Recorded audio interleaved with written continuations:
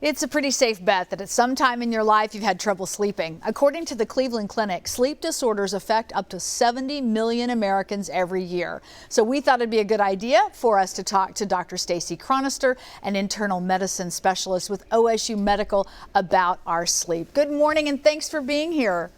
Absolutely. Good morning, Leanne. So let's talk about the importance of sleep. What does it do for us? Yeah, unfortunately, our bodies need sleep. And I say unfortunately because a lot of times our lives are all over the place and we wish that we didn't need as much as we did. But there's a lot of really good things that happen to us when we're asleep, and that involves a lot of hormone regulation. So when we're talking about stress levels, we're talking about our glucose levels, and especially our sexual hormones, so even testosterone and estrogen, none of that will be normal if we are not sleeping well. In kids, especially growth, it's important to get that sleep because that's when all those hormones are really happening. Here's the big question. How much sleep is necessary each night? For an adult, let's say 8 hours. We really need to get that 8 hours. Now, could some people survive on 6? Oh, I hope so, because sometimes that's what I'm getting. 10 sure would be nice, but if we can aim for that 8 hours every night, we know that our bodies will be a lot healthier. Let's talk a little bit about the red flags when people are having problems with their sleep. At what point should they notice, hey, this is trouble and I probably need to see a doctor?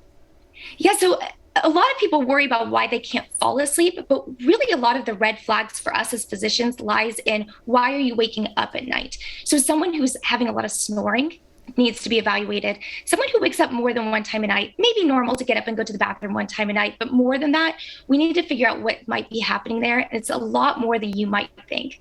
If you have any choking or coughing at night, that is a big problem.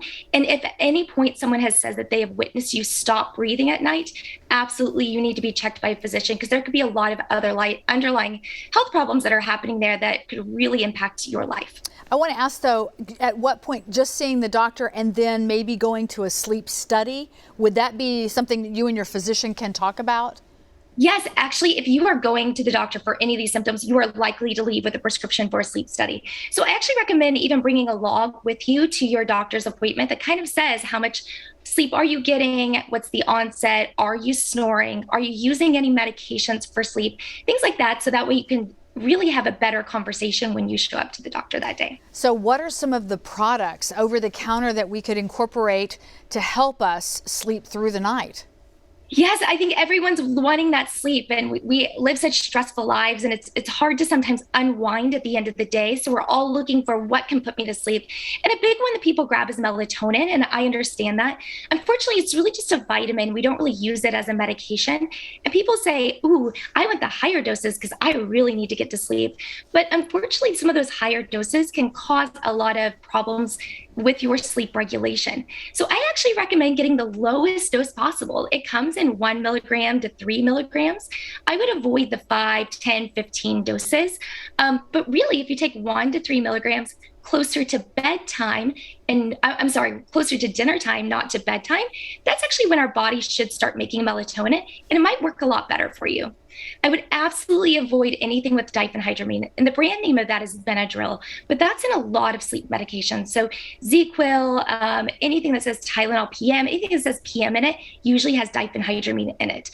Weight gain is a big problem, but a lot of sleep dysregulation. So you might find you might not be able to sleep well. Headaches, dementia, memory problems, a lot of issues come with long-term diphenhydramine use. One of the things you also mentioned was avoiding caffeine after 2 p.m. I mean, some of us might have it at dinner and think by the time we go to sleep, it'll be out of our system. Oh, and it's not, especially when it's higher doses. So if you need something that you want to kind of calm yourself down, there's like chamomile teas, things like that that do not have the caffeine in it, that might give you that same sensation without the caffeine to stimulate you. I think one of the problems that people have is they're so used to caffeine that they don't realize the chronic impact it's having on them, or they might get headaches. So if you find yourself saying, I have to have my 5 p.m. coffee or I get a headache, just take a couple of sips and that should be enough to get rid of that headache as you start to get used to getting that caffeine out of your system. Probably less than 30 seconds, but real quick, I want to ask about naps. How helpful, beneficial, can it mess up your routine?